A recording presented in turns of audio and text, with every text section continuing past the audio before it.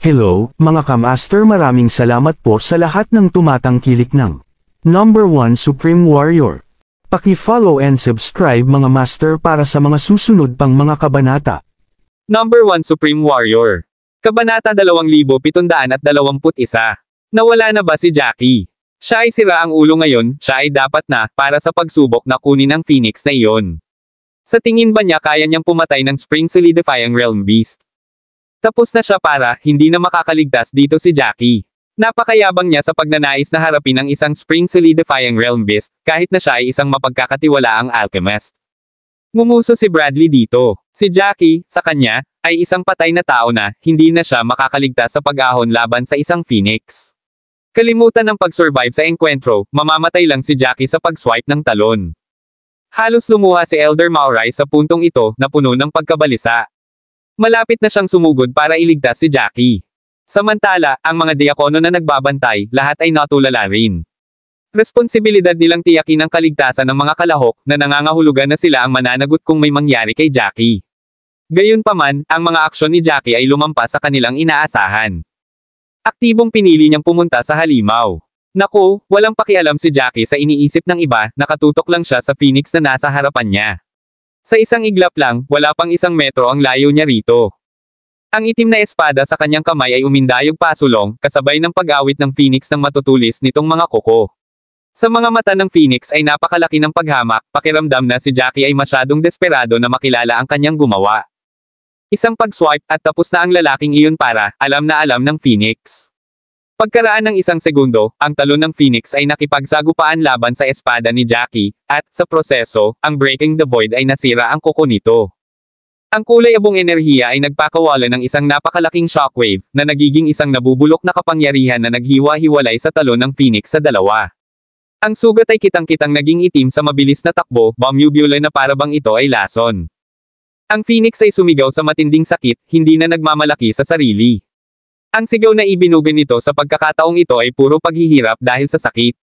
Masyadong sigurado ang Phoenix sa sarili nito. Ang akala nito ay mapapapatay nito si Jackie sa pamamagitan lamang ng isang talon, ngunit sa isang nakakagulat na pangyayari, ang talon nito ay ang napunit sa dalawa sa huli. Dahil doon, nahulog din sa damuhan ang bahaging naputol. Madilim na tumawa si Jackie. Ang Phoenix na ito ang pinakalokong halimaw na nakilala niya. Ito ay masyadong mayabang, iniisip na ang iba ay hanggal. Bakit at paano maglalakas loob si Jackie laban sa sarili niya kung hindi siya isang taong may kakayahan? Siyempre wala siyang death wish. Si Jackie ay nasa parehong kaharian ng hayop at nakapasok na sa Spring Solidifying Realm ilang araw na ang nakakaraan. Higit pa rito, hindi lamang siya nagkaroon ng Upper Ultimate God Technique sa kanyang arsenal, ngunit ang Destroying the Void ay nasa itaas na rin ng ikalawang yugto. Maglalakas loob pa si Jackie na harapin ang isang huling yugto ng Spring Solidifying Realm Beast, pabayaan ang isa sa maagang yugto. Sa wakas ay napagtanto ng halimaw ang pagkakamali nito sa sandaling iyon, at ayaw na nitong pahabain pa ang labanan nang magsimula itong umatras sa kabila ng espesyal na tanikala na pumipigil sa halimaw. Sa kabutihang palad, ito ay sapat na mahaba. Nabinigyan nito ang Phoenix ng maraming silid upang i-back up. Ang Phoenix, sa sandaling iyon, ay walang ibang nais kundi ang iwasang harapin ang gayong makapangyarihang tao. Ngunit hindi ito bibigyan ni Jackie ng pagkakataong gawin iyon.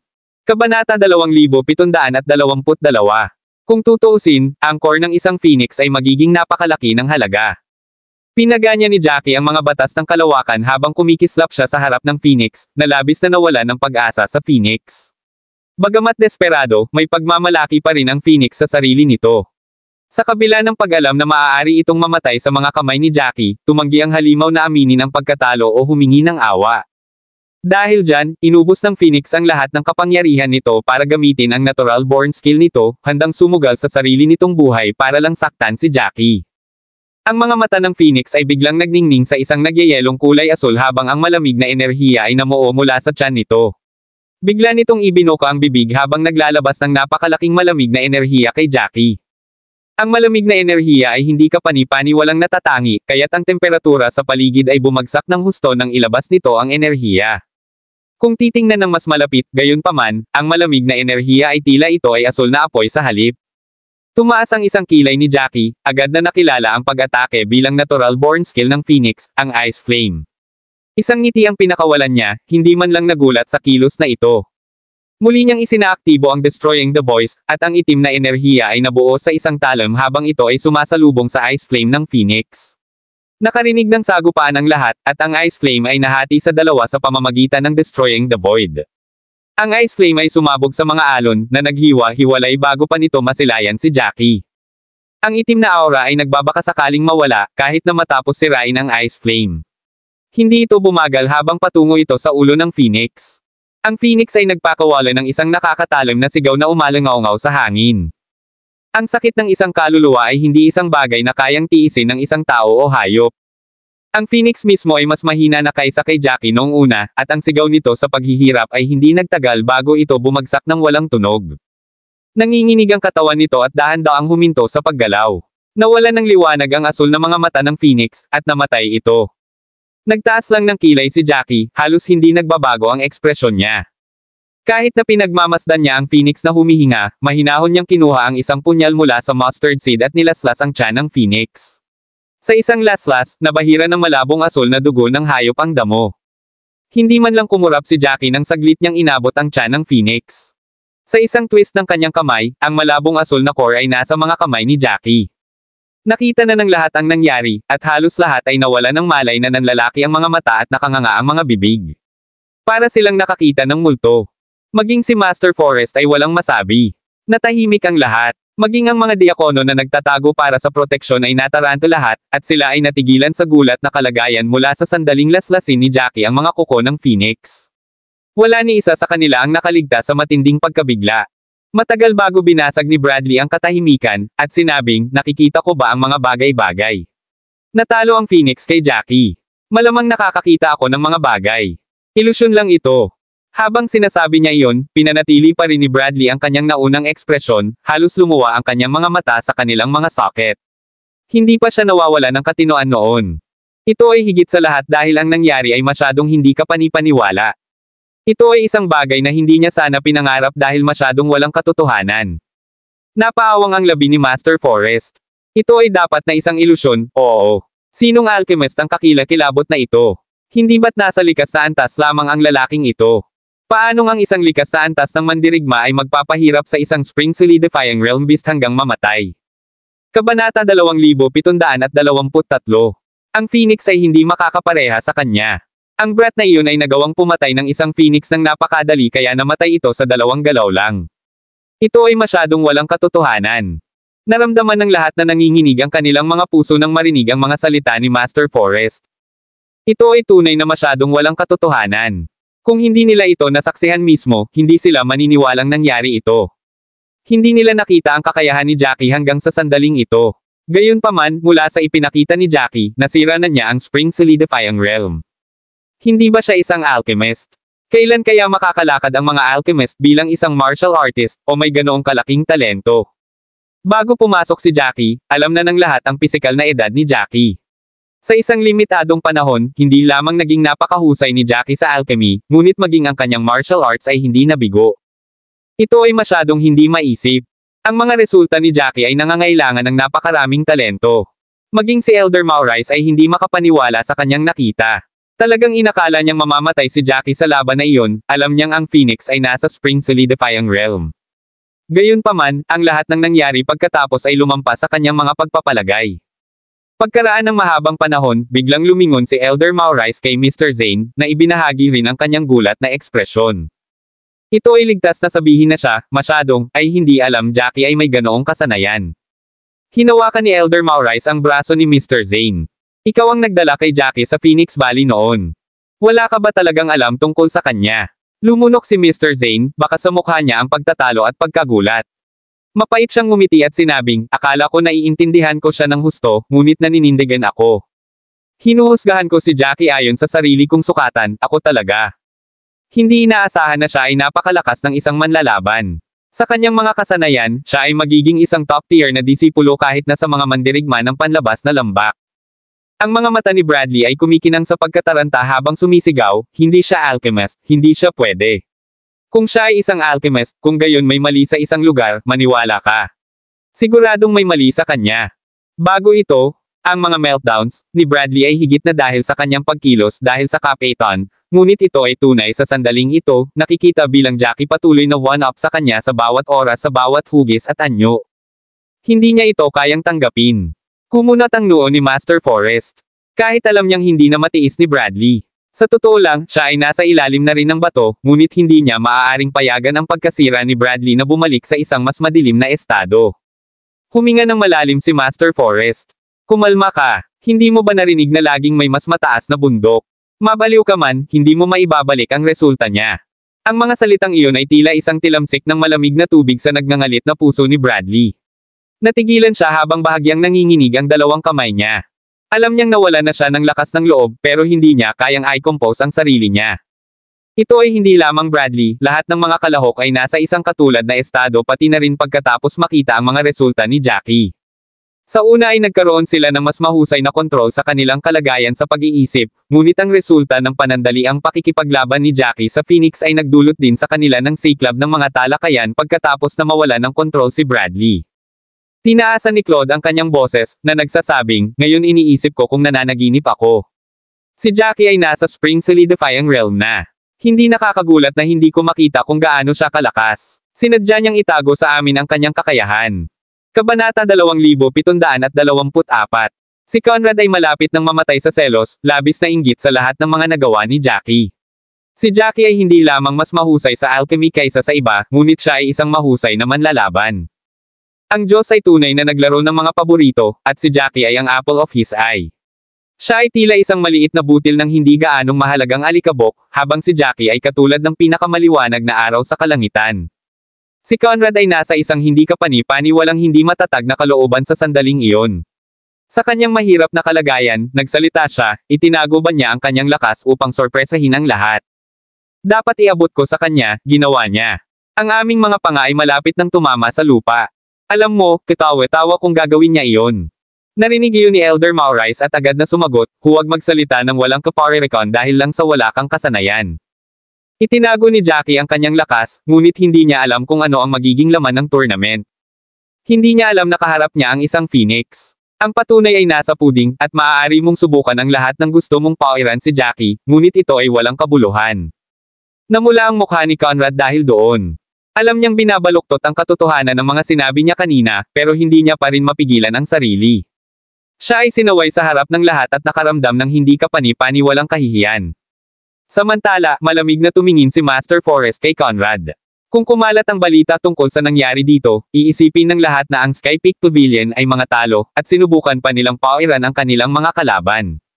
Talagang hindi ito magandang tingnan. Agad na itinikom ni Conrad ang kanyang bibig nang mapansin ang matalim na titig ni Master Forrest sa kanya, walang lakas ng loob na magsalita. Sa sandaling iyon, nakakuha si Jackie ng 5 green phoenix fruits at naglalakad patungo sa lahat na may phoenix core din. Nang umalis siya sa ilusyon at pumasok sa buffer, nakita niya kaagad ang lahat sa loob ng buffer na nakatingin sa kanya na may mga komplikadong ekspresyon. Si Elder Maurice ay hindi nagmamadaling purihin si Jackie. Tiningnan lang niya si Jackie na may sukat na ekspresyon na para bang siya ay isang walang kapantay na kayamanan. Walang magawa ang mga labi ni Jackie, walang pakialam sa pagtingin ng lahat sa kanya. Binuka lang niya ang palad niya sa harap ni Master Forrest. Pumayag ka na dito dati. Ang lahat ng ito ay akin. Dahil sa sinabi ni Jackie, umasim ang mukha ni Master Forrest. Noon, akala niya ay nagyayabang lang si Jackie kapag sinabi niya ang lahat ng iyon. Nako, parang nasabi na ni Jackie ang lahat dahil alam niya kung gaano siya ka-confident sa sarili niya at sa kakayahan niya. Sa pag-iisip na iyon, nakaramdam ng kaunting panlulumaw si Master Forrest. Ang lahat ng sinabi niya ay bumalik sa same time na pagmumultuhan sa kanya, at para siyang tanga. Naninigas ang kanyang katawan, halos mawala ng pag-asa. Matapos pikalmayan ang sarili, sa wakas ay ngumiti siya. Isang mukhang pilit at pangit. Nasabi ko na, oo, at ako ay isang tao ng aking salita. Lahat ng nandoon ay sa iyo. Panipi. Tumanggo si Jackie. Sa mga salitang ito, lahat ng nasa kanyang mga kamay ay tiyak na kanya. Inakala niya na ang torneo ay isang paraan lamang para makatakas siya sa panganib, ngunit talagang napanalunan niya ang kanyang sarili ng isang reputasyon at isang maliit na kayamanan. Matapos ilagay ang lahat sa mustard seed, kapansin-pansing mas masaya si Jackie. Sa kabaligtaran, gayunpaman, ang lahat ay mukhang mas pinahihirapan. Kabanata 2725. Dapat ay ipahayag ni Master Forrest ang mga resulta ng torneo sa puntong ito, ngunit siya ay labis na nalulumbay. Ang torneo ay isang mahalagang kaganapan, at hindi lamang ito nagsasangkot ng reputasyon ng kanilang angkan, ngunit iba pang mga benepisyo ay nakataya din. Inakala ni Master Forest na sigurado na ang tagumpay, ngunit hindi niya inaasahan na isang maitim na kabayo ang magpapagulo sa kanyang mga plano. Nagawa lang niyang manalo ng isa sa 3 round. Hindi niya alam kung ano ang sasabihin sa kanyang mga nakatataas, at nakikita na niya ang kahabag-habag na kapalaran na susunod. Anuman, hindi siya maaaring maging masyadong emosyonal sa sandaling iyon. Matagal na siyang tumahimik, at ayaw na ni Jackie na manatili doon ng ganoon katagal. Nang walang masabi ang mga manunood, tumalikod si Jackie at hinarap si Master Forest. Hindi ba dapat i-announce mo ang resulta? Naniniwala ako na hindi ko naubos ang oras na ito sa round na ito. Mapait na ipinikit ni Master Forest ang kanyang mga mata at, pagkaraang tumahimik, inihayag, natapos na ang 3 round sa tagumpay ng Phoenix Valley. Ang Phoenix Valley ay nanalo sa tournament na ito ng 2 sa 3. Ang anunsyo na ito ay naging sanhi ng lahat ng naruroon upang madama ang isang alon ng emosyonal na pagbabago. Nadama ni Claude at Benedict na ang kanilang mga karanasan sa mga nakaraang araw ay masyadong kapanapanabik, puno ng mga tagumpay at kabiguan. Inakala nilang dalawa na sila ang magiging pangunahing mga haligi ng torneo, na tiyak na hihilahin sila ni Jackie pababa, ngunit hindi nila inaasahan na ang katotohanan ay magiging ganap na kabaligtaran. Sa huli, pareho silang trash bag ng grupo. Dapat ay masaya sila sa mga huling resulta. Kung tutuusin, mas mabigat na parusa ang ibibigay sa kanila pagbalik nila, gayunpaman. Napakaganda ng mga resulta ni Jackie, at kung ikukumpara sa kanya, ito ay mga basura lamang. Hindi sila naging kapaki-pakinabang sa buong paligsahan. Sa kabila ng kahihiyan na naramdaman nilang dalawa, ang mga kinatawa ng Sky Peak Pavilion ay nasa mas matinding sakit. Akala nila ay mananalo sila sa paligsahan, ngunit natalo sila ng husto. Malaking parusa ang tiyak na naghihintay sa kanila, at kahit si Bradley ay hindi makakaiwas sa parusa. Dadalhin ni Master Forest ang parusa. Kahit na ang kanyang posisyon ay malamang na hindi magagarantiyahan. Ang resulta ay parehong inaasahan at hindi inaasahan para kina Elder Maurice at Mr. Zane. Ang dalawa sa kanila ay nagkaroon din ng masalimuot na damdamin. Gayunpaman, wala silang masabi sa sandaling iyon. Ang Elder Hall sa Phoenix Valley ay isang larawan ng katahimikan. Karaniwan, maraming mababang antas na alchemist ang pumasok at lumabas sa Elder Hall. Kahit na tinawag itong Elder Hall, ang praktikal na paggamit nito ay bilang isang sentro ng edukasyon para sa mga alchemist na mababa ang antas. Sa araw na iyon, sa wakas ay natupad ng Elder Hall ang pangalan nito. Sa sandaling iyon, may 7 upuan sa bulwagan, at may isang matanda sa bawat isa. Mula sa kanilang kasuotan, malinaw na ang mga nasa gitna ay mula sa Inner Valley. 4 na matanda sa labas ng lambak ang nakaupo sa magkabilang gilid. Malinaw kung sino ang humawak ng mas mataas na posisyon sa kinauupuan nila. Ang 7 matatanda ay nagtipon doon para sa Sky Peak Pavilion at sa paligsahan ng Phoenix Valley. Ginanap ang tournament sa Sky Peak Pavilion, at ang araw na ito ang araw na opisyal na natapos ang tournament, novel drama. Kanina, nagpadala na si Elder Maurice ng balita na babalik sila sa Phoenix Valley pagkalipas ng kalahating oras. Gayunpaman, sinabi lamang ni Elder Maurice na tapos na ang torneo at pauwi na sila. Hindi niya ibinunyag ang mga resulta ng paligsahan. Uminom ng tsaa ang 7 matatanda habang tinatalakay nila ang mga resulta ng paligsahan, at lahat sila ay naniniwala na ang kanilang tsansa na manalo ay ligtas na mataas. Pagkatapos ng lahat, wala ni isa sa kanila ang nag-isip tungkol sa Sky Peak Pavilion. Ang Sky Peak Pavilion ay maaaring nasa ika-8 baitang clan, ngunit hindi nila kailanman inuna ang paglilinang ng mga alchemist. Kahit na mga alchemist lamang mula sa panlabas na lambak ang ipinadala sa oras na ito, sila pa rin ang pinakamahusay sa panlabas na lambak. Kabanata 2726. Bukod kina Elder Baggins at Elder Elliot, ang iba ay mukhang kalmado. Humigop si Elder Elliot sa kanyang tsaa, nakasimangot sa pag-aalala na hindi napapansin ni Elder Baggins. Kahit na hindi sinabi ni Elder Elliot kung bakit siya nag-aalala, halata ito sa isang sulyap. Napabuntong hininga si Elder Baggins sa kawalan. Si Rick ay tumawid sa linya sa oras na ito. Hindi ito ang unang pagkakataon na isinama niya ang kanyang sama ng loob sa mga opisyal na bagay. Maaari nating baliwalain ang nangyari noon dahil hindi naman ito nagdulot ng gulo, pero hindi ako makapaniwalang lumala talaga siya. Sinubukan niyang gumawa ng gulo sa isang mahalagang tournament. Hindi ba siya nag-aalala na may masamang mangyari? Kaya ba niya ang kahihinatnan? Tumango si Elder Elliot bilang pagsang-ayon. Hindi ba niya alam kung gaano kahalaga ang tournament? Kabilang dito ang mga interes ng Whirling World. Parehong alam ng mga elder sa loob at labas ng lambak kung gaano kahalaga ang torneo na ito, ngunit inilabas niya ang lahat ng pag-iingat sa labas ng bintana at kailangan lang niyang irekomende si Jackie na lumahok. Kahit talented si Jackie, 6th grade alchemist pa lang siya. Kung may mangyari man, hindi lang ito magdudulot sa atin ng pagkawala sa isang bahagi ng mga mapagkukunan ng Whirling World, ipapahiya tayo nito ng husto. Alam ng lahat na ang Phoenix Valley ay ang pundasyon ng Middle Province Alchemist Alliance. Nalinang namin ang napakaraming alchemist at tinanggap ang maraming alchemy masters. Kung matatalo tayo sa Sky Peak Pavilion ng ganon-ganon lang, masisira ang reputasyon ng Phoenix Valley kapag nagkalat ang katotohanan. Hindi na kami makakapag-recruit pa ng mga alchemist kapag nangyari iyon. Maaapektuhan tayo ng chain reaction na iyon. Masasabi ng sino man kung anong uri ng suliranin ang mararanasan natin kung matalo tayo sa paligsahan, ngunit hindi pa rin ito sapat para magbago ang kanyang isip. Ang tanging bagay na inaalagaan niya sa buong oras na ito ay ang pawiin ang kanyang uhaw sa paghihiganti ng hindi nag-abala na tumingin sa mas malaking larawan. Si Elder Elliot ay palaging isang straight-laced na tao, mahigpit na tapat sa Phoenix Valley at palaging inilalagay sa isip ang pinakamahusay na interes ng Valley. Siyempre, karamihan sa mga matatanda ay ganoon din. Makatitiyak lamang ang kanilang mga benepisyo kung mananatili ang posisyon ng Phoenix Valley sa kasalukuyang posisyon nito.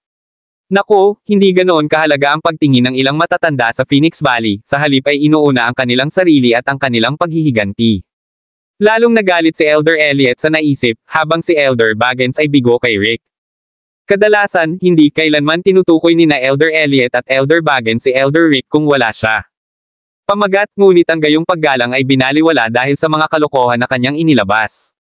Dati, tinulungan ni Rick sina Harold at Johnson para sa mga benepisyong makukuha niya para sa kanyang sarili, ngunit hindi niya inaasahan na magkakaroon ng isang bagay si Jackie. Sa huli, nag-backfire ang plano ni Rick. Si Rick, isang lalaking laging makulit, ay nagtanim ng sama ng loob kay Jackie dahil doon. Nasaksihan ni na Elder Baggins at Elder Elliot ang nangyari. Alam nila ang sama ng loob ni Rick kay Jackie, ngunit sa mga huling pagpili, wala silang dalawa sa Phoenix Valley dahil may mga bagay silang dapat asikasuhin. Wala silang ideya na patuloy na irerekomende ni Rick si Jackie dahil lang sa galit na nararamdaman niya kay Jackie. Kung alam nila, itinigil na nila ito alang-alang sa Phoenix Valley. Kung tutuusin, gumagawa lang ng gulo si Rick sa puntong iyon. Tumingin si Elder Elliot, napansing nasa harapan niya si Rick, at mas lalo siyang nadismaya dahil doon. Sa sandaling iyon, ang pinakamalapit kay Elder Elliot ay si Elder Baggins, at si Rick ay medyo malayo sa kanila, kaya walang ideya si Rick kung ano ang kanilang pinag-uusapan. Kabanata 2727.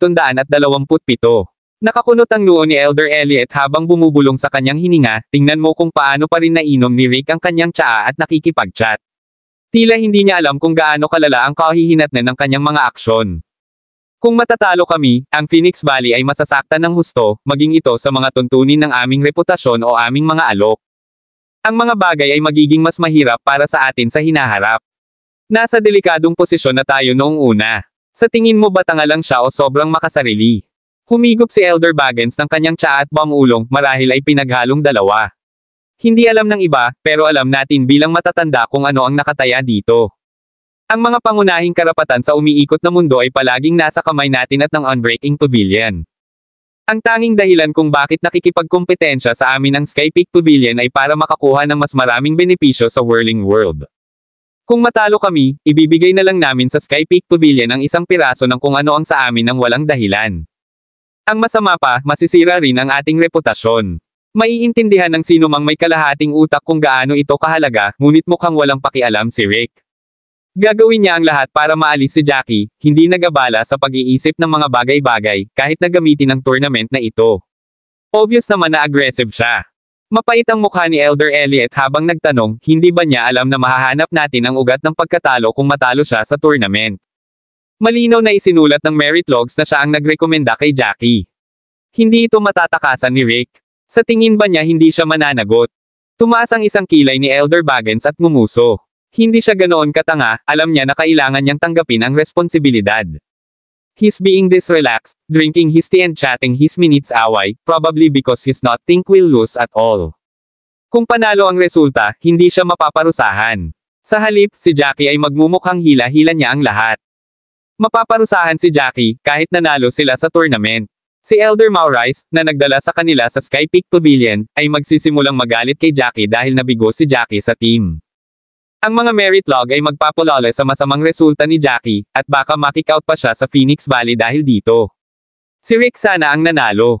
Nang marinig iyon, lalong lumalim ang pagkunot ng noo ni Elder Elliot. Hindi alam ng iba, ngunit nasaksihan mismo ni Elder Elliot ang talento at husay ni Jackie.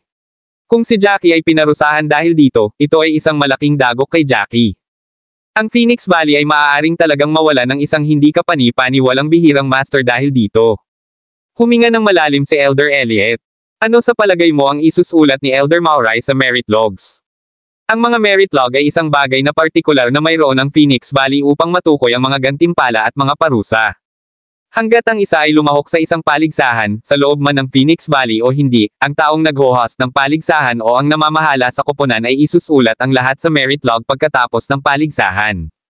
Ay detalye nito ang mga kaganapan sa paligsahan pati na rin ang mga kontribusyon ng bawat tao, at pagkatapos ay gagamitin ng mga nakatataas sa Phoenix Valley ang impormasyon sa merit log upang matukoy kung gagantimpalaan o parusahan ang mga tao. Mangyari pa, ang mga gumanap ng katangi-tangi ay pagpapalain ng naaayon, ang mga nabigo sa lambak ay parurusahan. Si Elder Elliot ay may disenteng relasyon kina Elder Baggins at Elder Maurais, at alam niya kung ano si Elder Maurais. Kung talagang nabigo si Jackie sa koponan, si Elder Maurais ay magiging kritikal sa kanya, na sa huli ay haantong sa parusa ni Jackie, na makakaapekto sa kanyang paglaki. Kabanata 2728. Naisip ni Elder Elliot na hindi magtatagal para masuri si Jackie para sa panloob na lambak. Kung pumasa si Jackie sa pagsusulit, siya ay magiging isang Inner Valley Alchemist. Tiyak na magiging elder siya sa hinaharap dahil sa kanyang mga kakayahan at talento. Naku, maaaring hindi tiyak ang gayong mga ideya pagkatapos ng hadlang na ito. Hindi napigilan ni Elder Maurais na makaramdam ng awa, bumantong hininga sa proseso. Matagal siyang natahimik bago niya sinabing, may hindi pa rin ako naiintindihan. Dahil napakahalaga ng tournament na ito, bakit hindi namin ginamit ang mga alchemist ng Inner Valley? Kahit na ang mga alchemist sa labas ng lambak ay hindi mas mahina kaysa sa mga alchemist sa loob, nag-aalala lang ako na maaaring mangyari ang anumang hindi inaasahan. Gagamitin ko ang mga Inner Valley Alchemist kung ako ang bahala. Maaaring mukhang overkill, pero mas mabuting maging 100 tao, para makasigurado. Wala namang dapat ikahiya eh. Nakataas ang kilay ni Elder Baggins habang sinulyapan si Elder Elliot. Bahagya siyang napabuntong hininga habang tumutugon sa pagkagalit, sa tingin mo ba ayaw naming gamitin ang mga alchemist sa loob ng lambak? Sa tingin mo, hanggal ba ang Sky Peak Pavilion? Ano ang silbi ng tournament na ito kung gumamit tayo ng mga alchemist ng Inner Valley? Maaaring bayaran na lang tayo ng Sky Peak Pavilion at matapos na ito. Siyempre, gusto naming gamitin ang aming mga Inner Valley Alchemist. Napag-usapan pa namin ito sa Sky Peak Pavilion. Gayunpaman, alam nila ang tungkol sa istruktura sa loob ng Phoenix Valley. Ang panlabas na lambak at panloob na lambak ay dalawang magkaibang mundo. Dahil dito, ang mga nakatataas ng Sky Peak Pavilion ay mahigpit na tutol dito. Wala raw dapat pag-usapan kung gumamit kami ng mga Inner Valley Alchemist. Pagkatapos ng maraming debate at talakayan, napilitan kaming gumamit ng mga Outer Valley Alchemist. Ang mga salita ni Elder Baggins ay nagulat kay Elder Elliot. Ibinaba niya ang kanyang tasa habang itinutuwid ang kanyang likod, nakasimangot. May sense naman, pero bakit hindi ko alam noon? Ano ang silbi ng paglihim ng balitang ito? Akala ko sinusubukan lang nating magpakitang gilas, kaya naman nagreklamo ako tungkol sa pagpapadala ng mga Outer Valley Alchemist para lumahok. Isang walang magawang tawa ang pinakawala ni Elder Baggins. Masyado mong pinapasimple ang mga bagay-bagay. Hindi rin natin magagamit ang Inner Valley nitong mga nakaraang araw, o mahuhuli ang ating mga karibal. Maaaring magdulot ito ng mas maraming problema. Medyo nag-aalala ako kina Claude at Benedict, pero wala naman tayong magagawa. Wala na tayong ibang kandidatong mapipili. Karamihan sa mabubuting sibol ay pinili ng panloob na lambak, at lahat ng natitira ay may depekto. Tumango si Elder Elliot. Kung alam niyang ganito ang mangyayari, may ilang mabubuting estudyante na lang ang naiwan niya. At least, madali lang sana nilang harapin ang tournament. Napabuntong hininga si Elder Elliot bago siya biglang tumangala kay Elder Baggins. Bakit pakiramdam ko wala ka talagang tiwala sa kanilang dalawa? Ayaw sabihin ni Elder Baggins, ngunit dahil napag-usapan na ang paksa, nagpasya siyang sabihin ito sa harapan. Nag-aalala ako, sa totoo lang, sagot niya. Feeling ko tuloy, parang umuusad ng husto ang sitwasyon dahil hindi pa namin nahanap ang pangunahing issue. Ang Sky Peak Pavilion ay hindi mga idiot, kahit na sa tingin natin ay hindi sila banta. Matagal na itong pinagmamasdan ng Sky Peak Pavilion. Kung hindi sila confident, hindi sila papayag sa tournament. Huwag mong kalimutan na marami silang utang sa atin kapag natalo sila. Kabanata 2729. Sinasabi mo bang hindi nila alam na ang Phoenix Valley ang pundasyon ng Middle Province Alchemist Alliance? Malinaw na alam nila na maraming mahuhusay na alchemist ang bahagi ng Phoenix Valley. Ang katotohanan na sila ay sumang-ayon sa paligsahan ay nangangahulugan na sila ay handa. Nang marinig iyon, nagdilim ang ekspresyon ni Elder Elliot, sumasang-ayon sa punto ni Elder Baggins. Masyadong mabilis ang lahat, at naging maayos ang mga negosasyon ng walang sagabal. Sa mga problemang pinagdadaanan ng Phoenix Valley, wala silang pakialam sa mga detalye. Sa pag-iisip nito, nagsimula siyang maramdaman na ang lahat sa harap nila ay higit pa sa isang smooth sailing na kaganapan, ngunit isang napakalaking bitag na inihanda ng ibang tao sa halip, naghihintay lamang na mahulog sila. Sa pag-iisip na iyon, si Elder Elliot ay lalong nabalisa. Huminga ng malalim si Elder Baggins nang lumingon siya kay Elder Turner, na may pinakamataas na posisyon sa 7 elder at siyang taga-desisyon ng Phoenix Valley. Humihigop ng tsaa ang matanda habang nakikinig sa mga matatanda sa paligid niya, nakangiti habang nagsasalita. Kung ikukumpara sa mga nakapaligid na matatanda, ang kanyang ekspresyon ay tila mas pino at solemn na. Pagtingin sa kanya ng malapitan, napansin nila kung gaano nakakunot ang kanyang mga kilay, na para bang may iniisip siya na sumasakit sa kanya. Nang makita ang kanyang ekspresyon, tumigil ang puso ni Elder Baggins. Pakiramdam niya ay may namumuong bagyo. Sa sandaling iyon, tumayo si Elder Elliot mula sa kanyang upuan at sumugod kay Rick. Nagmamadaling tumayo si Elder Baggins nang makita niya si Elder Elliot, inabot siya para pigilan siya. Ngunit si Elder Baggins ay isang hakbang na huli na. Si Elder Elliot ay lumusab sa harap mismo ni Rick, na nakikipag-usap kay Elder Kesh tungkol sa kanilang mga estudyante, na may masayang ekspresyon.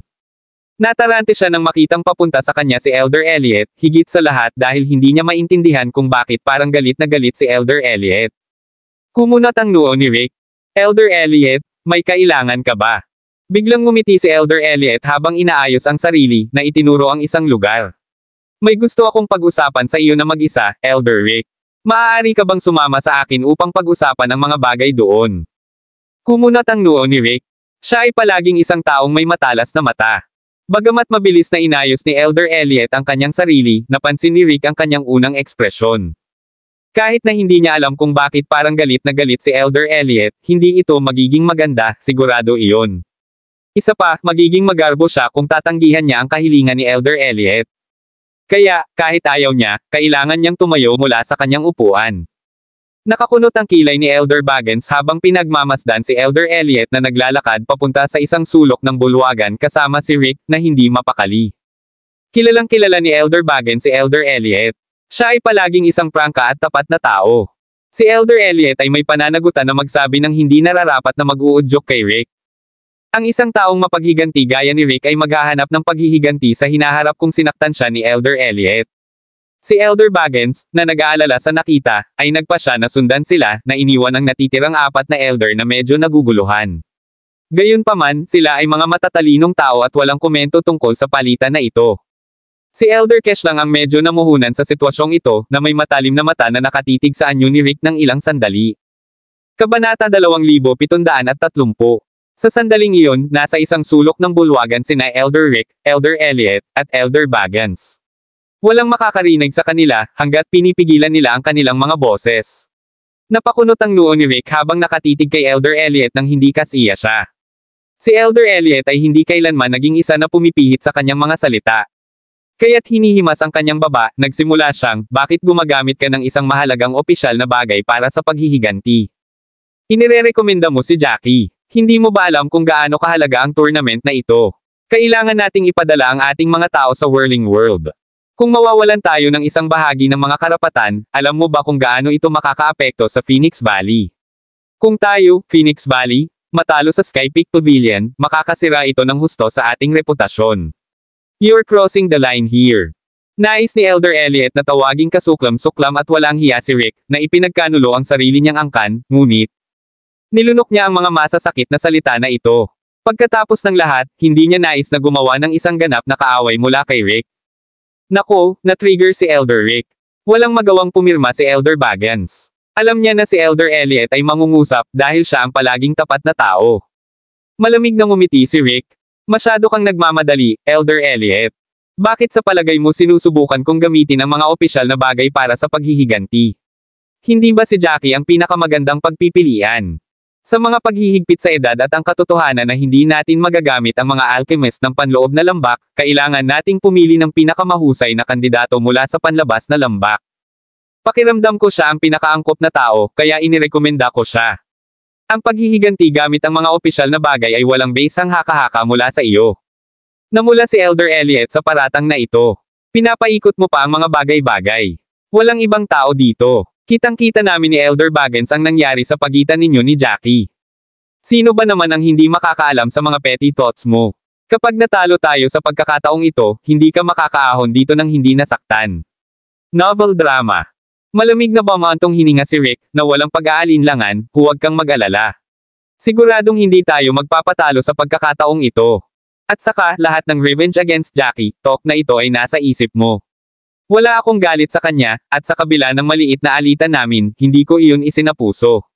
Si Rick ay hindi nagsasalita ng isang salita ng katotohanan sa sandaling iyon, at nang marinig ni Elder Elliot ang mga salitang ito, lalo niyang hindi nagustuhan si Rick. Bago ito, wala siyang gaanong alam tungkol kay Elder Rick at nadama niya na siya ay isang maliit na tao. Sa puntong ito, gayunpaman, hindi lang mapait ang hitsura ni Elder Rick. Siya ay kahit nakasuklam-suklam, walang hiya, at makasarili to the max. Napabuntong hininga si Elder Elliot sa galit. Bakit sigurado kang mananalo tayo this time? Kahit na maraming kababalaghan ang Phoenix Valley, sa tingin mo ba ito ay isang bagay na hindi alam ng Sky Peak Pavilion? Kung hindi pa sila handa noon, sa tingin mo ba ay pumayag sila sa tournament? Huwag mong gamitin ang iyong sariling paghuhusga sa lahat ng bagay. Bago pa siya makatapos ay nagtaas na ng kamay si Rick para pigilan siya. Huwag mong pag-usapan ang lahat ng kalokohang ito. I'm very sure na mananalo tayo dahil kilalang kilala ko sina Claude at Benedict. Kahit na pareho silang hindi qualified para sa Inner Valley, sila pa rin ang pinaka-talented sa Outer Valley. Tumanggi akong maniwala na ang Sky Peak Pavilion ay maaaring mag-recruit ng mga prodigy na mas mahusay kaysa sa dalawang ito, kaya huwag na kayong mag-alala. Masyadong sigurado si Rick sa kanyang mga sinabi na para bang nakita na niya ang mga resulta ng tournament, ngunit hindi siya sineseryoso ni na Elder Elliot at Elder Baggins. Sa katunayan, naisip nila na ang mga salita ng pananalig ni Elder Rick ay isang biro, na siya ay masyadong kumpiyansa hanggang sa punto ng pagmamataas. Ipinapalagay niya na ang mga kababalaghan ay mapupunta lamang sa Phoenix Valley, hindi kailanman tinatanggap ng ibang mga puwersa, at ang salubing iyon mismo ay may problema na. Galit na galit si Elder Elliot kaya nanginag ang buong katawan niya. Kabanata 2731. Ngumuso si Elder Elliot, hindi pinansin ang tanong ni Elder Rick. Gayunpaman, hindi ito naging hadlang kay Elder Rick habang ibinuka niya ang kanyang mga labi, na tila biglang may naisip. Ang brat na iyon ay ang pinakamahusay na kandidato, ngunit sa pagtatapos ng araw, siya ay isang pang-anim na baitang alchemist, at walang alinlangan na maapektuhan niya ang koponan ng negatibo. Kung gagawin niya, at kahit na manalo ang ating lambak sa panahong iyon, tatanggap siya ng kaparusahan. Sayang naman kasi medyo talented si Jackie. Masakit sa pandinig ang kanyang mga panunuya. Matigas na sinabi ni Elder Rick na wala siyang sama ng loob kay Jackie, gayunpaman, hayagang sinabi niya ang mga bagay na iyon. Walang alinlangan na siya ay isang mapait na tao, sa lahat ng oras. Nakaramdam si Elder Elliot ng matinding galit sa kanyang puso. Sisigaw pa sana siya at magmumura, pero bigla na lang siyang nakarinig ng mga yabag mula sa malayo. Sabay-sabay na tumingin ang lahat ng matatanda sa pinanggalingan ng ingay. Nakita nila si Elder Maurice na naglalakad kasama si Mr. Zane, na parehong tila kalmado habang papunta sila sa bulwagan. Malayo sa likuran nila ay si Jackie at ang iba pa. Sa sandaling iyon, napakaseryoso ng kanilang mga ekspresyon, ngunit pumasok si Elder Maurice nang may masamang tingin. Dahil doon, nagsimulang mag-alala si Elder Turner at ang iba pa. Bago pa man makarating si Elder Maurice sa gitna ng bulwagan, si Elder Turner ay nagmamadaling bumati sa kanila. Lumayo sina Elder Rick, Elder Elliot, at Elder Baggins mula sa kanilang munting debate sa sulok. Binati ni Elder Maurice si Elder Turner bago iniabot sa kanya ang gintong balumbon sa kanyang kamay. Alam ng lahat na nakakita na iyon ang merit log na inihanda ni Elder Maurice. Ang lahat ng nangyari sa paligsahan ay naitala sa scroll, pati na rin ang mga pagsusuri sa tatlong kalahok. Binaril ni Elder Rick si Jackie ng makamandag na tingin nang makarating siya sa gitna ng bulwagan. Sabay tingin din ni Jackie. Ngumuso si Elder Rick habang tinitingnan si Jackie ng may kumpiyansa, ang kanyang ekspresyon ay tila nagpapahiwatig na ito na ang araw na magwawakas ang buhay ni Jackie. Nakaawang tumingin si Elder Elliot kay Jackie. Kahit na si Jackie ay may talento, ang pangunahing puwersa ng paligsahan ay mga alchemist pa rin sa ikapitong baitang. Gaano man siya kagaling, si Jackie ay isa pa ring alchemist sa ika-6 na baitang. Si Jackie ay nakatadhana na mabaigo sa lambak, gaano man siya kahirap. Huwag na tayong mag-usap tungkol sa anumang bagay sa ngayon, isang sabi ni Elder Turner. Nanalo ka ba? Kahit na mukhang kalmado si Elder Turner, sa katunayan, balisa rin siya tulad ni na Elder Elliot at Elder Baggins. Alam niya na ang Sky Peak Pavilion ay hindi bahagi upang kutsain na tiyak na mayroon silang trump card. Hindi niya alam kung kakayanin ito ni Elder Maurice at ng iba pa. Kung matalo sila sa torneo, ito ay isang malaking dagok sa Phoenix Valley. Posible pa ngang maging sanhi ito. Sa kanila na matalo sa labanan laban sa Unbreaking Pavilion. Bumantong hininga si Elder Maurice bago tumangala at sinabing, nanalo kami. Ang mga salitang iyon ay parang mga alon na humahampas sa lahat, at ang kapaligiran sa loob ng bulwagan ay biglang naging mas buhay sa mga salita ni Elder Maurice. Nakahinga ng maluwag si Elder Turner habang masaya niyang tinapik ang balikat ni Elder Maurice.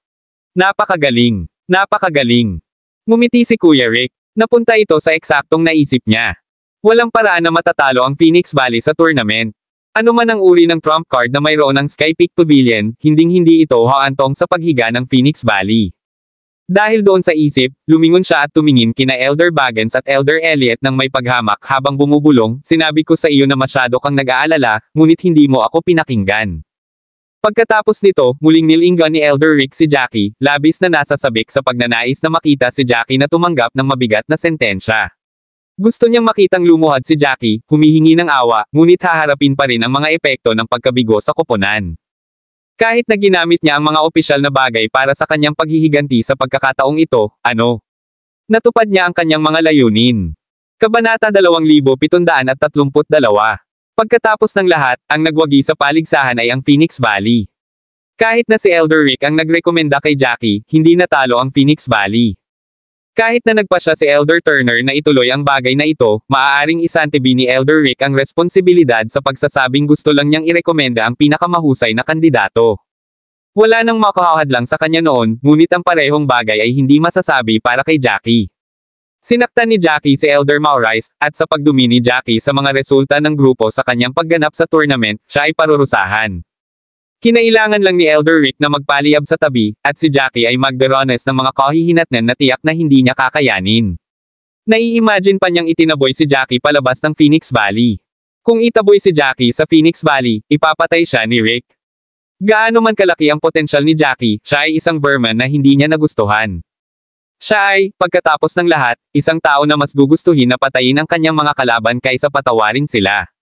Hindi na mabubuhay si Jackie sa ibang araw, at sisiguraduhin niya iyon.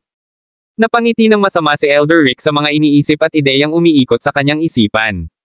Maingat na binasa ni Elder Turner ang merit log at nagsimulang sumimangot.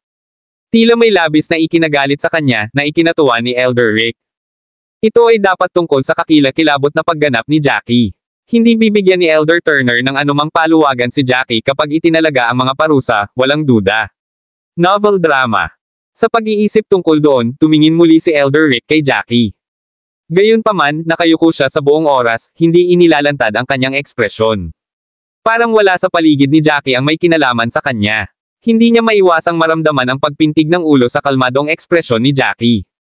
Sa sandaling iyon, sa wakas ay nagsalita si Elder Turner, hindi masama.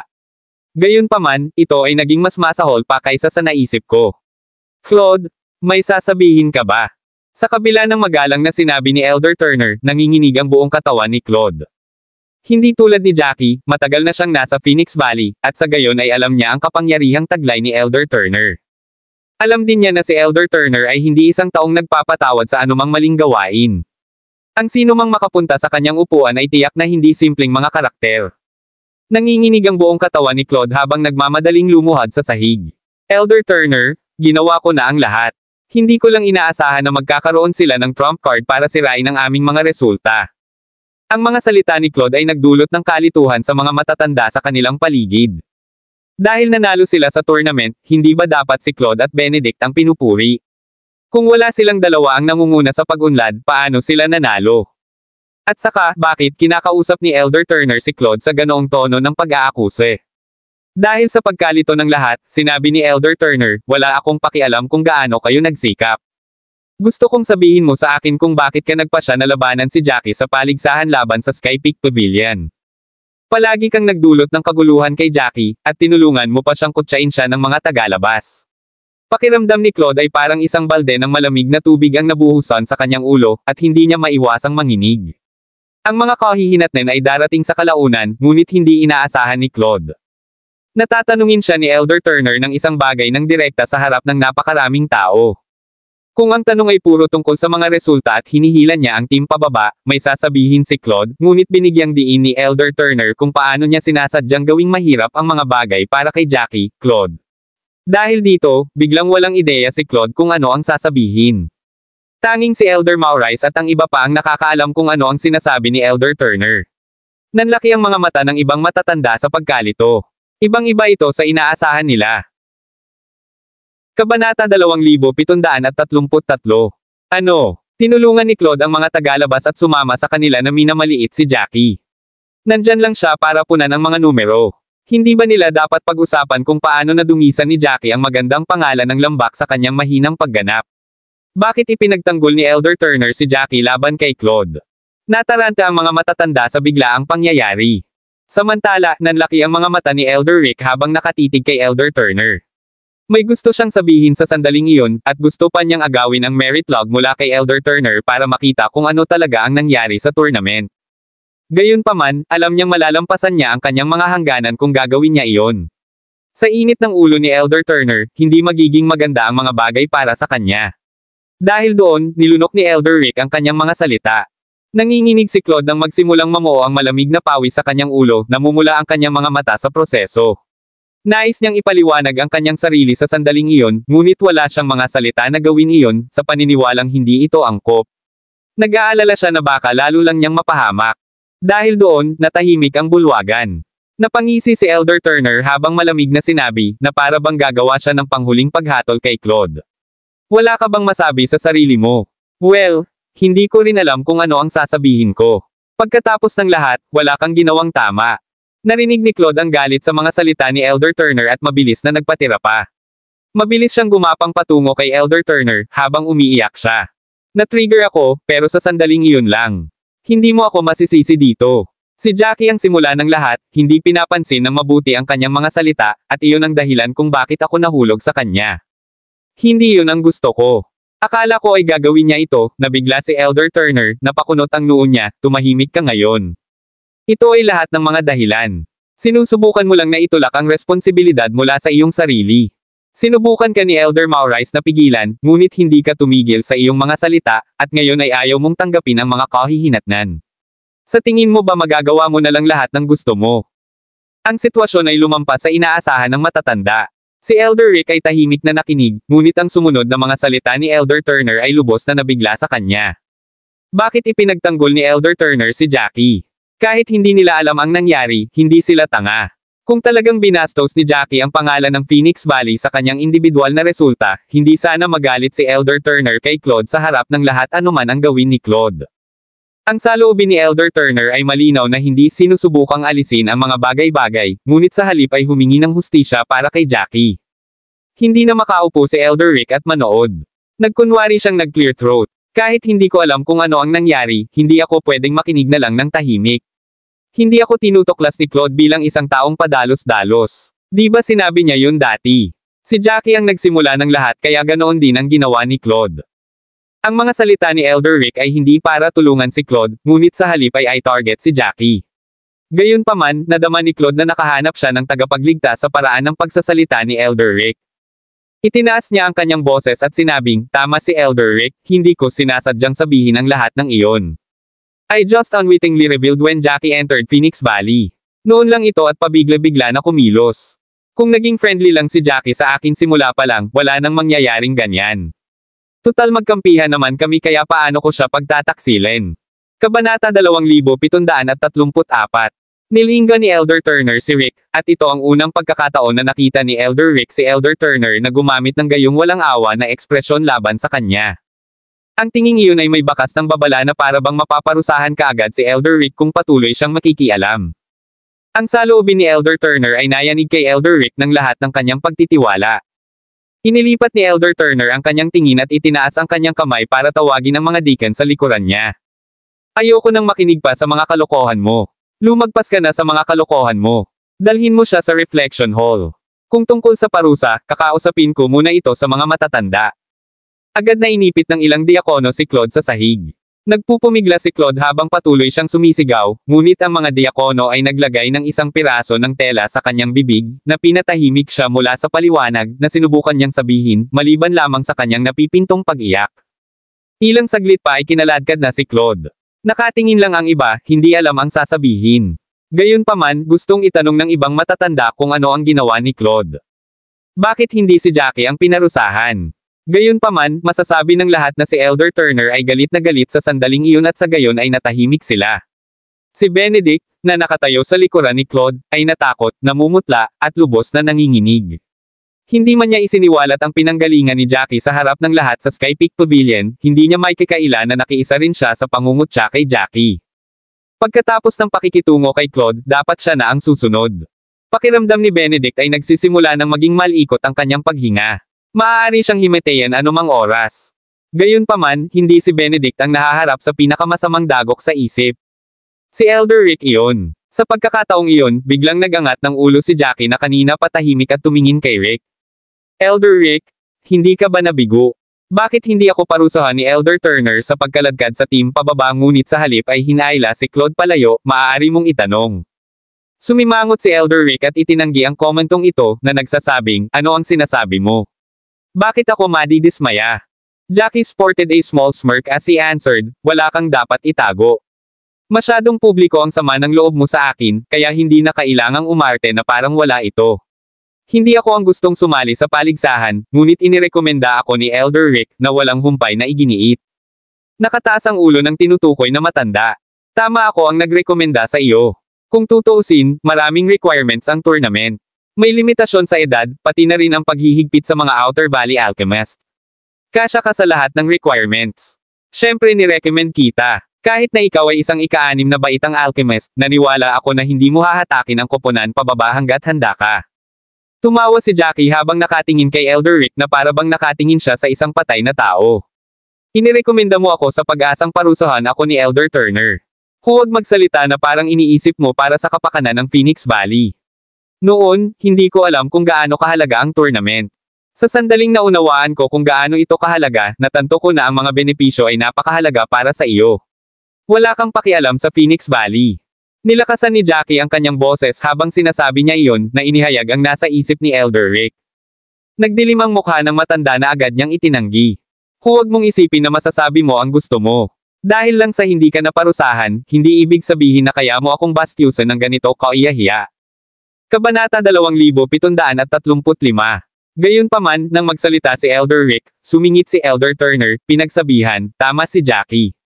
Ginawa mo ang lahat ng iyon para lang ayusin ang sama ng loob mo. Matapos imbestigahan ni Elder Maurice ang bagay na iyon, napatunayan na naginawa mo ang lahat para sa kadahilanang iyon. Rick, how dare you? Ang tono ni Elder Turner ay parang hinihingi, kahanga-hanga, halata naman kung gaano siya galit.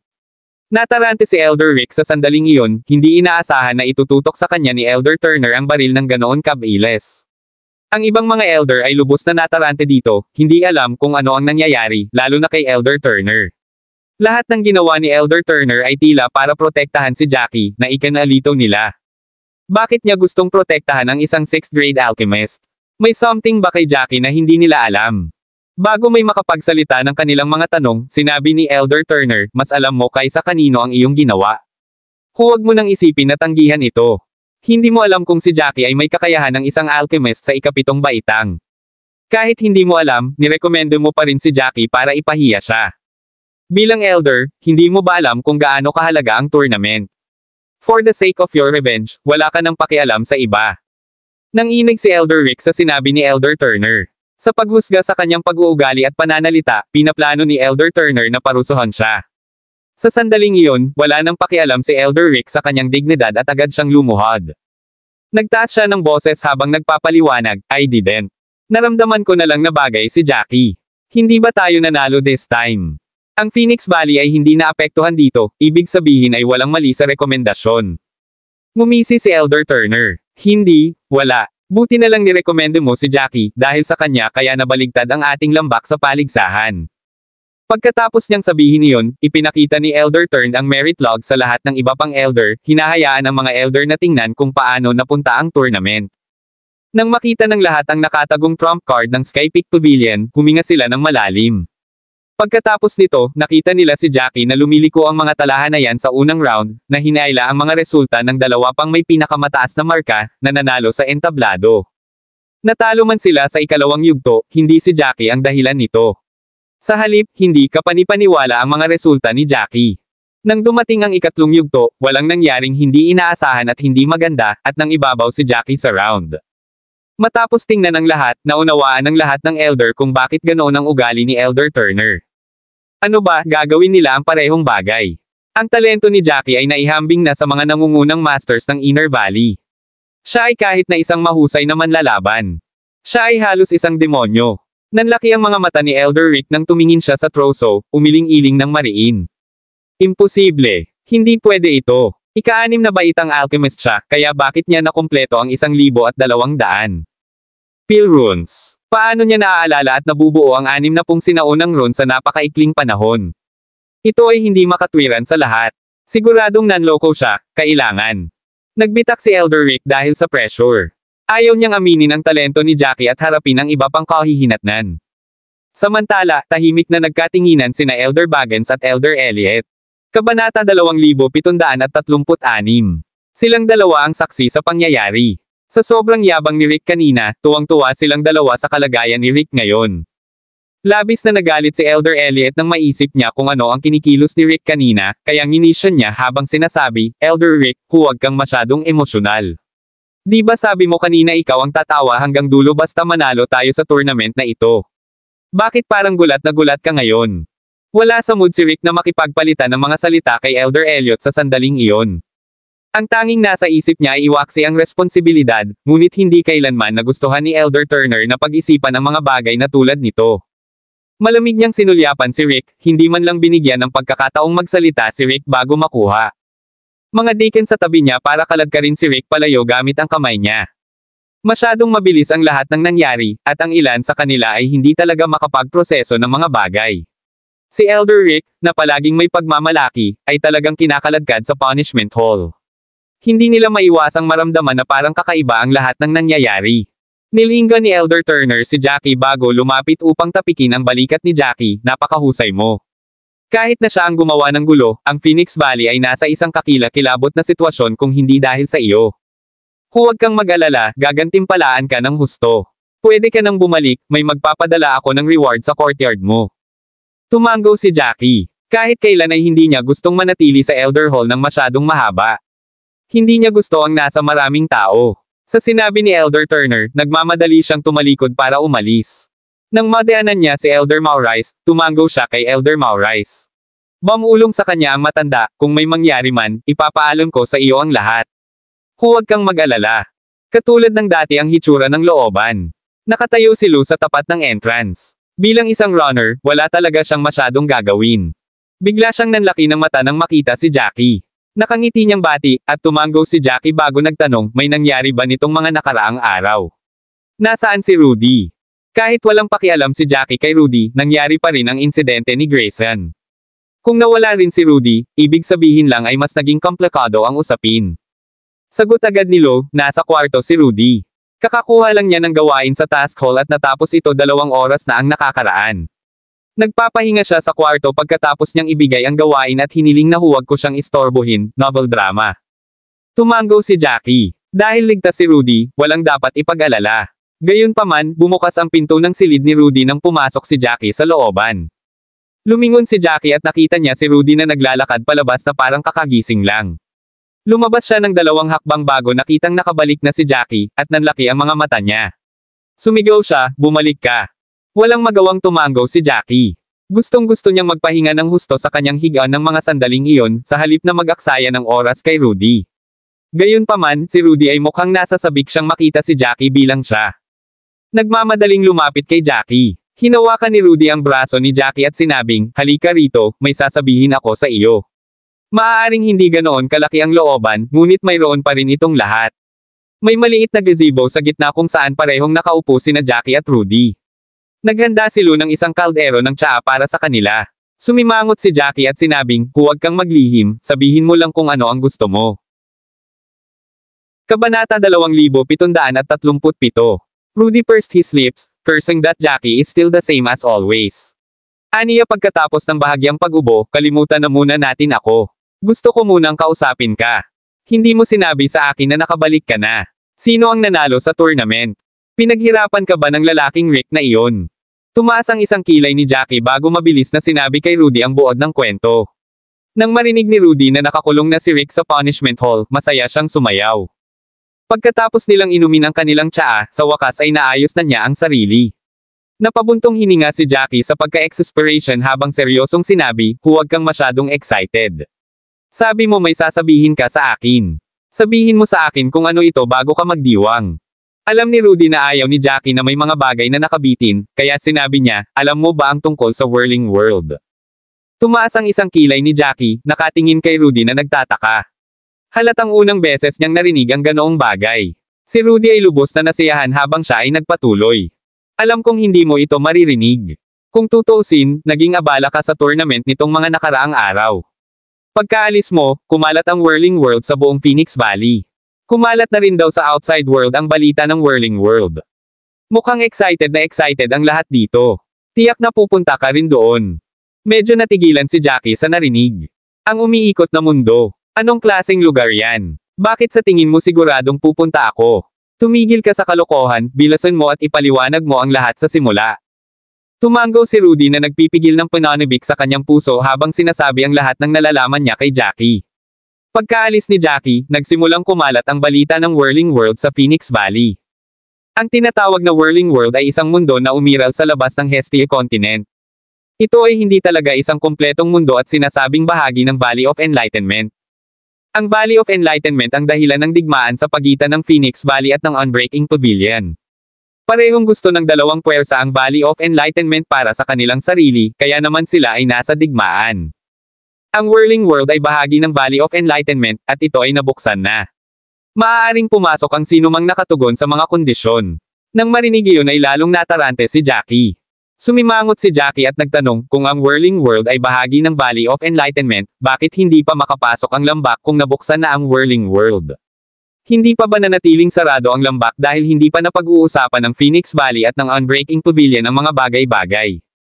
Tumanggaw si Rudy, same time na nagpapaliwanag, ang umiikot na mundo ay bahagi ng lambak ng kaliwanagan, ngunit may natural na hadlang sa pagitan nito at ng lambak. Walang nakakaalam kung paano nabuksan ang whirling world. Gayunpaman, kahit na binuksan, ang lambak ay sarado pa rin.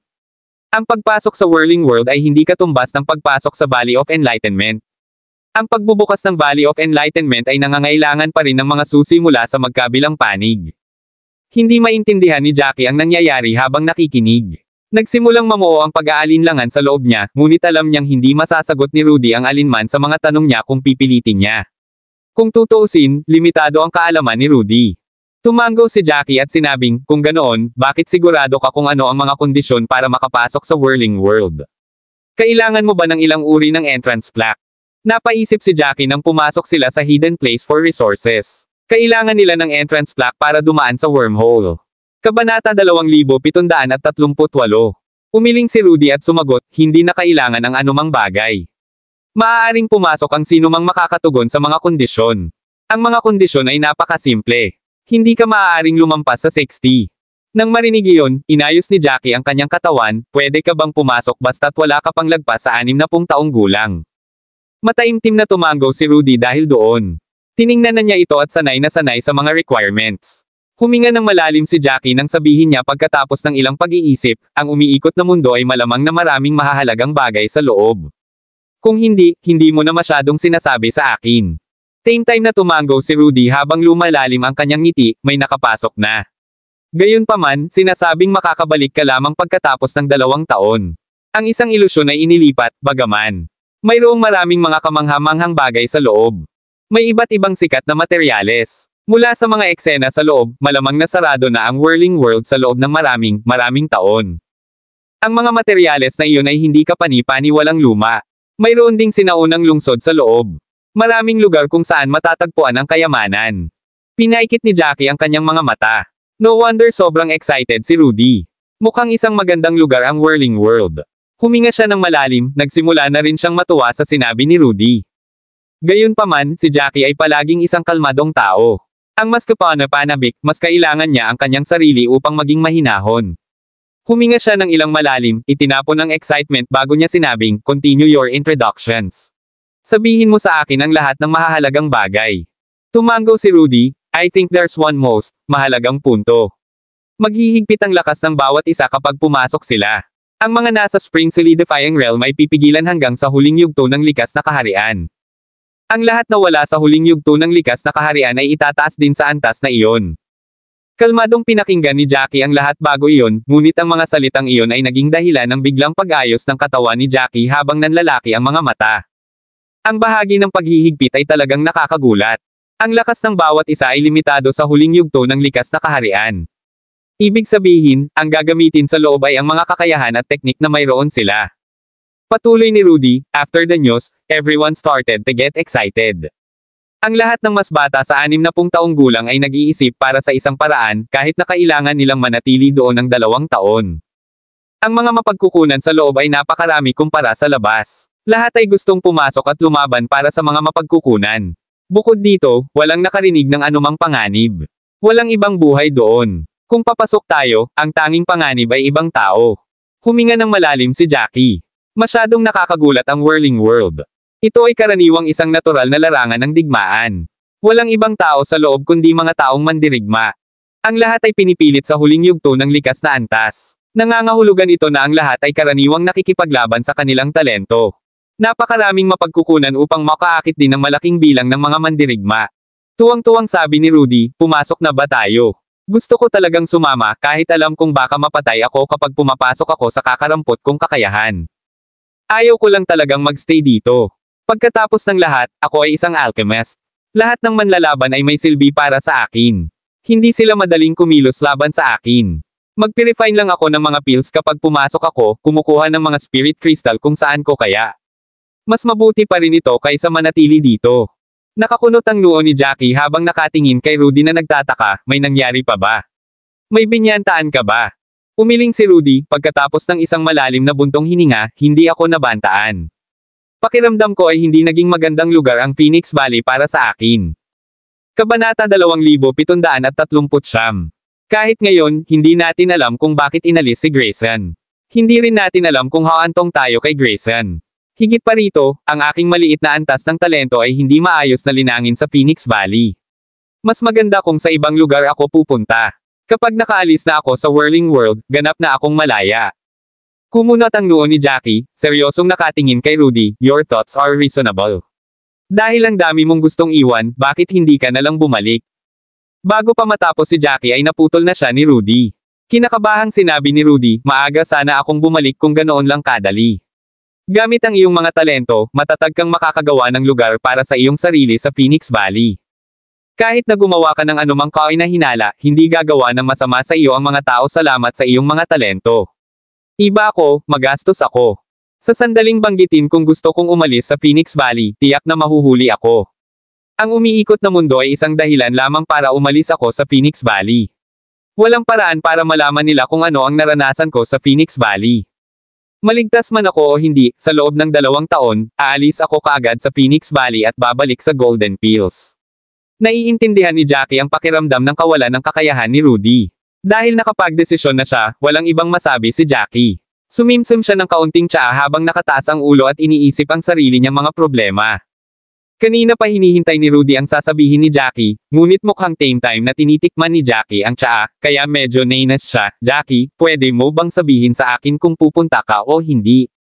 Napakunot noo si Jackie, nag-isip muna bago siya umiling ng tame time, "Hindi ako sasama. May iba pa akong gagawin dito. Masyadong mahaba ang 2 taon. Kahit na ang mga mapagkukunan ng Whirling World ay napakarami na maakit ang karamihan sa mga kabataan. Gayunpaman, ang Whirling World ay hindi talaga isang tiyak na bagay. Marami pa akong tanong na hindi malinaw. Wala lang talaga akong balak pumasok ngayon." Nang marinig iyon, biglang nagpanik si Rudy. Akala niya ay tiyak na susundan siya ni Jackie sa Whirling World pagkatapos niyang ipaliwanag ang lahat tungkol dito. Maaaring siya ay walang silbi, ngunit si Jackie ay isang hindi kapani-paniwalang bihirang master sa lahat ng paraan. Siguradong mapoprotektahan siya ng mga kakayahan ni Jackie. Baka may makuha siya sa pagsunod kay Jackie. Makakasiguro rin siya sa kanyang kaligtasan. Iyon ay higit pa sa sapat. Para kay Rudy. Matapos makatanggap ng suntok, si Rudy ay hindi na katulad ng dati. Kailangan lang niyang mamuhay ng mapayapa. Wala siyang ibang iniisip. Hindi niya inaasahan na tatanggihan ito ni Jackie. Pagtingin sa ekspresyon ni Jackie ay tila sigurado si Jackie na hindi siya papasok na hindi talaga matanggap ni Rudy, hindi ka papasok. Nasa loob na lahat. Maraming bagay sa loob na mababaliw sa mga masters. Maraming materyales ang naghihintay sa loob para sa iyo. Mayroon ding mga mapagkukunan na naiwan mula sa mga eksperto hindi mabilang na taon na ang nakakaraan. Ayaw mo bang pumasok sa loob at ipaglaban sila? Kahit na wala kang gagawin, marami kang mahahanap. Nakataas ang kilay ni Jackie habang makahulugang nakatingin kay Rudy. Mula sa kanyang mga salita, nakita ni Jackie ang mga plano ni Rudy. He said, "Leslie, I have my own considerations. Alam ko na ang Whirling World ay isang magandang lugar, ngunit ito ay masyadong hindi sigurado para sa akin.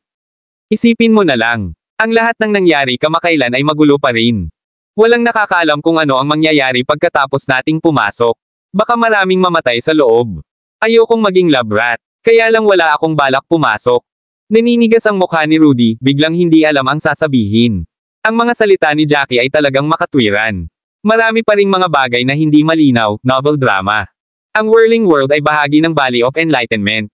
Ang Phoenix Valley at ang Unbreaking Pavilion ay naglalaban ng ngipin at kuko para sa Valley of Enlightenment. Higit pa rito, ang mga plano ng Phoenix Valley ay nagdulot ng maraming pagdududa at pagkaalarma. Ang umiikot na mundo, na nauugnay sa Valley of Enlightenment, ay maaaring hindi kasing ganda ng tunog nito. Kabanata 2740. Ang umiikot na mundo ay isang hindi mapapalitang pagpipilian para kay Rudy. Matapos malaman ang mga alituntunin ng mundo, mas naging determinado si Rudy na pumasok sa Whirling World. Kung tungkol sa mga problemang iyon, masyado siyang nasasabik na isipin ang mga iyon. Ang mga salita ni Jackie ay parang isang balde ng malamig na tubig sa kanyang ulo. Nanigas ang buong katawan niya. Gusto niyang gumanti, ngunit hindi niya alam kung ano ang sasabihin, dahil lahat ng kanyang mga sagot ay napakalayo. Ang mga salita ni Jackie ay diretso sa punto, at lahat ng mga ito ay mga problema na hindi maaaring baliwalain. Biglang nag-alinlangan si Rudy. Napatingin si Jackie kay Rudy at bahagyang umiling. Naiintindihan niya ang pagiging walang magawa ni Rudy, ngunit hindi niya makapasok sa umiikot na mundo kasama si Rudy dahil lang sa mga pagdududang iyon. Ang lugar na iyon ay lubhang mapanganib para kay Jackie. Pagkaraan ng ilang sandali, sinabi ni Rudy sa mahinang boses, "Naiintindihan ko lahat ng sinasabi mo, pero ayoko talagang magpatuloy sa pananatili sa Phoenix Valley. Pakiramdam ko ay isang halimaw ang Phoenix Valley na lulunukin ako ng buo anumang oras. Puno ako ng takot araw-araw hanggat nasa Phoenix Valley ako. Ang layunin ko ay makapunta rito at makapagtanim ng mabuti, ngunit napansin ko lang pagkarating ko rito na napakaraming mga master sa Phoenix Valley. Upang mapalaki ng mas mahusay at makakuha ng mas maraming mapagkukunan ay nangangahulugang kailangan kong magtrabaho ng husto. Gayunpaman, ang isang alchemist na tulad ko ay walang pag-asa na makakuha ng anumang mabuti." Pagkasabi noon, mapait na ngumiti si Rudy habang nakatingin sa gazebo at sinabi sa nanginginig na tono, "Tama ka. Gayunpaman, ang Phoenix Valley ay hindi talaga magandang lugar." Wala siyang tiwala sa kanyang mga salita. Alam niyang pinipilit niya ang mga bagay, pero gusto niya talaga. Para makapasok sa Whirling World. Gayunpaman, natatakot siya na hindi niya kayang manatili doon ng mag-isa ng ganoon katagal. Kaya, gusto niya talagang sumama sa kanya si Jackie. Matapos ang ilang oras na pakikipag-ugnayan kay Jackie, alam niyang hindi talaga maganda ang ugali ni Jackie, ngunit si Jackie ay hindi isang taong kasuklam-suklam o walang kahihiyan. Basta masunurin siyang sumunod sa likod ni Jackie, paprotektahan siya. Isang mahinang ngiti ang pinakawalan ni Jackie, walang sinasabi. Napatingin si Jackie sa gazebo. Nang makita ni Rudy na wala siyang natatanggap na tugon ay napaubo siya ng alanganin. "Kung hindi ka papasok sa Whirling World, ano ang balak mong gawin?" Nakataas ang isang kilay ni Jackie habang sinasabi sa matigas na tono, "Naisip ko na ito noong tournament. Naghihintay ako para sa Inner Valley Test. Gusto kong makita kung anong klaseng lugar iyon." Nakaramdam ng lamig sa puso si Rudy sa mga katagang iyon. Para kay Jackie, ang panloob na lambak ay mas mahusay kaysa sa Whirling World.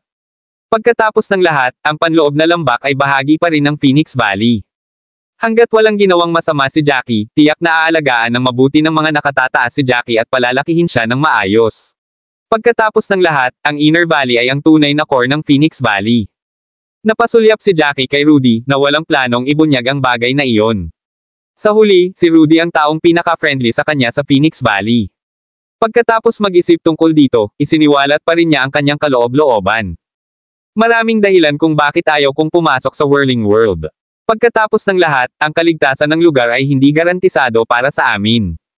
Kahit na maraming mga scout ang pumasok, mayroong 2 taong paghihigpit para sa pagpunta sa Whirling World. Walang nakakaalam kung anumang malalaking pagbabago ang mangyayari sa loob ng 2 taon o kung magkakaroon. Maging anumang mga nakatagong plot. Pakiramdam ko ay may napakalaking lihim na tinatago ang Unbreaking Pavilion at Phoenix Valley.